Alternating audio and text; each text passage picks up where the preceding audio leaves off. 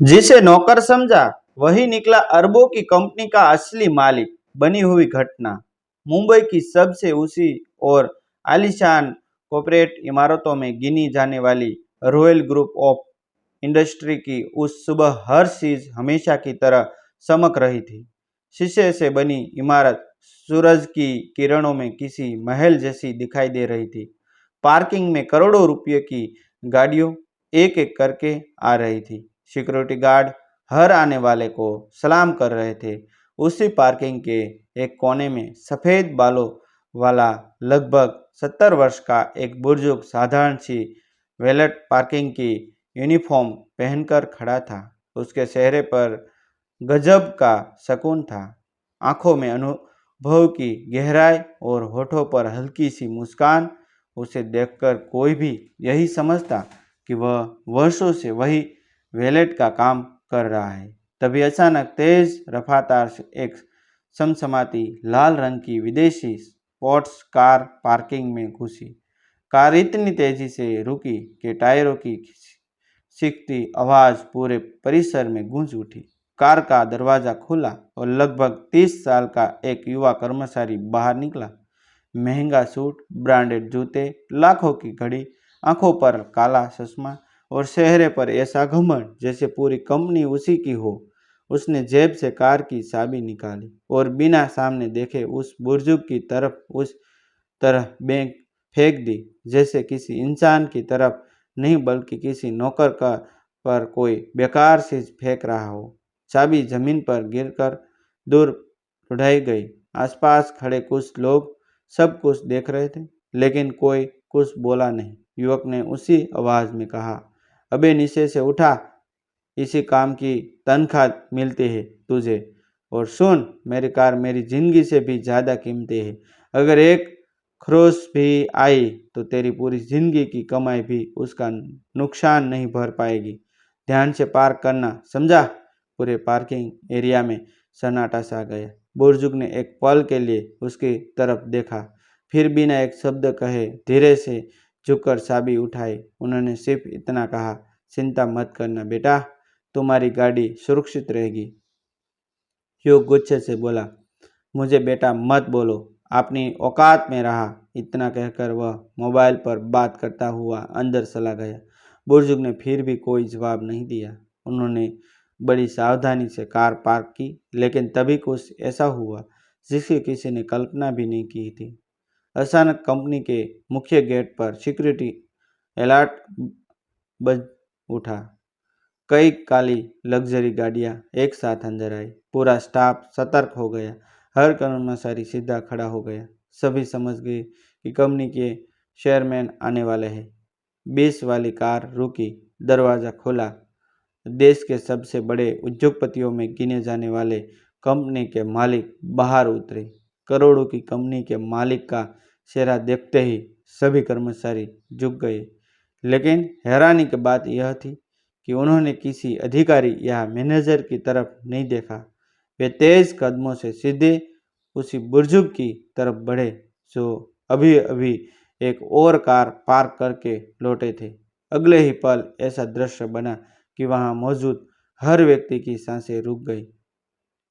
Company का मालिक उस साधारण वेलेट कर्मचारी के सामने झुक गया, उनके पैर छुए और फिर उन्हें गले लगाकर भावुक आवाज में बोला, पापा, मैंने आपसे कितनी बार कहा है कि आप ऐसा मत किया कीजिए। ये सुनते ही पूरे पार्किंग एरिया में खामोशी छा गई। जिस युवक ने कुछ मिनट पहले चाबी फेंकी थी, उसके हाथ कांपने लगे। उसके चेहरे का रंग उड़ चुका था। उसे विश्वास ही नहीं हो रहा था कि जिस व्यक्ति को उसने अपमानित किया वह इस अरबों की कंपनी के स्थापक और उसके मालिक के पिता है। तभी कंपनी के मालिक ने अपने पिता की आंखों में देखा और पूछा, पापा, किसी ने आपका अपमान तो नहीं किया? बुजुर्ग पहले तो मुस्कुराए, लेकिन कुछ बोले नहीं। तभी पार्किंग की छत पर लगे हाई डेफिनेशन सीसीटीवी कैमरों की ओर इशारा करते हुए सिक्योरिटी हेड बोला, सर, पूरी घटना रिकॉर्ड हुई है। मालिक ने तुरंत कंट्रोल रूम से लाइव फुटेज मंगवाई। कुछ ही सेकंड में सामने लगी बड़ी स्क्रीन पर वही दृश्य चलने लगा। चाबी फेंकना, अपमान करना, मेरी कार तेरी जिंदगी से भी कीमती है कहना और बुजुर्ग का चुपचाप झुककर चाबी उठाना। वीडियो खत्म होते ही मालिक की आंखों में आंसू और गुस्सा दोनों दिखाई दे रहे थे। उन्होंने उस युवक को सामने बुलाया। युवक घुटनों के बल पर बैठ गया और कांपती आवाज में बोला, सर, मुझसे गलती हो गई, मैं इन्हें पहचान नहीं पाया। तभी बुजुर्ग ने शांत स्वर में कहा, गलती पहचानने की नहीं थी, इंसान को इंसान समझने की थी। यह सुनकर वहां खड़े कई कर्मचारियों की आंखों झुक गई। मालिक ने बिना एक पल गवाए ऐसा हेड को बुलाया और कहा, जिस इंसान के भीतर सम्मान नहीं, उसके लिए इस कंपनी में कोई जगह नहीं है। अभी इसी वक्त इनकी नौकरी समाप्त की जाती है। कुछ ही सेकंड में युवक का एक्सेस कार्ड बंद कर दिया गया। उसकी कंपनी आईडी ब्लॉक हो गई और सिक्योरिटी ने उससे कार्ड ले लिया।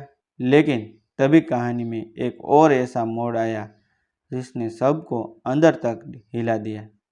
बुजुर्ग ने अपने बेटे का हाथ पकड़कर कहा, रुको। फिर उस युवक को वापस बुलाया। सबको लगा कि अब शायद उसे माफ कर दिया जाएगा। युवक रोते हुए आया और बुजुर्ग के पैरों में गिर पड़ा। बुजुर्ग ने उसके सिर पर हाथ रखते हुए कहा, बेटा, सजा नौकरी जाने की नहीं है। असली सजा यह है कि आज से तुम्हें हर बार किसी साधारण कपड़े वाले इंसान को देखकर मेरी याद आएगी। याद रखना, कपड़े कभी इंसान की हैसियत नहीं बताते। तभी मालिक ने सभी कर्मचारियों को संबोधित करते हुए एक ऐसा राज बताया जिसे सुनकर हर कोई भावुक हो गया। उन्होंने कहा, आप सब जानते हैं कि मेरे पिता इस कंपनी से संस्थापक है, लेकिन शायद यह नहीं जानते कि कंपनी शुरू करने से पहले यही इंसान कई वर्षों तक दूसरे लोगों की गाड़ियों की सफाई करता है। उन्होंने अपमान सहा, मेहनत की, ईमानदारी नहीं छोड़ी और उसी मेहनत की कमाई से इस साम्राज्य की पहली ईंट रखी जात आज भी एक महीने में एक दिन बिना किसी पहचान की कंपनी आते हैं ताकि देख सके कि हमारे कर्मचारी इंसान की इज्जत उसके पद से करते हैं, यह उसके चरित्र से। आज इस परीक्षा में सिर्फ एक कर्मचारी नहीं, हम सब कहीं न कहीं असफल हुए हैं। पूरा परिसर तालियों से गूंज उठा, लेकिन उन तालियों में खुशी से ज़्यादा शर्म थी। उसी शाम कंपनी के हर कर्मचारी के ईमेल पर एक नया नियम भेजा गया। इस कंपनी में सबसे बड़ा पद इंसानियत है।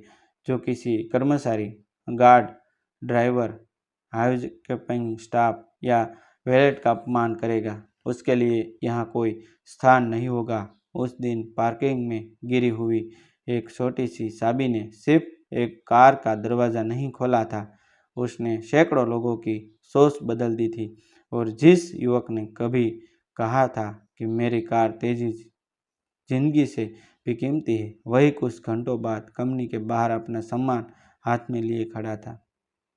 जबकि वह बुजुर्ग जिन्हें उसने मामूली कर्मचारी समझा था, चुपचाप आसमान की तरफ देखकर मुस्कुरा रहे थे, क्योंकि उन्हें एक बार फिर यकीन हो गया था कि घमंड चाहे कितना भी बड़ा क्यों न हो, सम्मान के सामने एक दिन जरूर झुकता है। थैंक यू दोस्तों, फिर मिलते हैं एक स्टोरी के साथ।